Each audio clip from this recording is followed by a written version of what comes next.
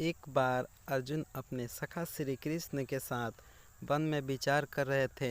अचानक ही आह के पर वो भी आकाश के एक कोने में चमक रहे हैं।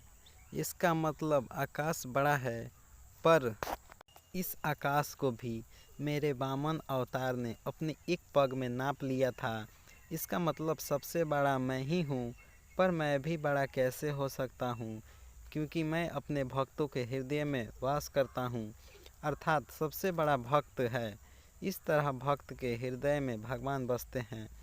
इसलिए इस संसार में सबसे बड़ा भक्त है। अपनी इस कहानी में मैं यही कहना चाहती हूँ कि ईश्वर कभी खुद को बड़ा नहीं कहता।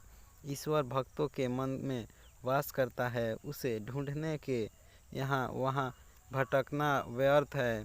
ईश्वर की चाह में मनुष्य को उसका स्थान देना गलत है। भगवा चोले के भीतर भगवान के दर्शन की इच्छा गलत है। ईश्वर सभी भीतर है। अपने कर्मों के सद्मार्ग पर ले जाना ही ईश्वर की भक्ति है।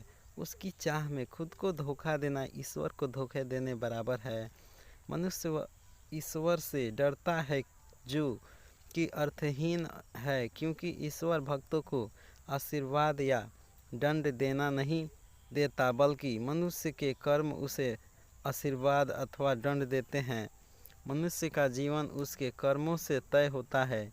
ईश्वर मनुष्य का मार्ग नहीं बनाता। मनुष्य को अच्छे बुरे का विचार खुद करना होता है, और अगर प्रत्येक मनुष्य परहित का विचार करे तो वह कभी गलत नहीं होता।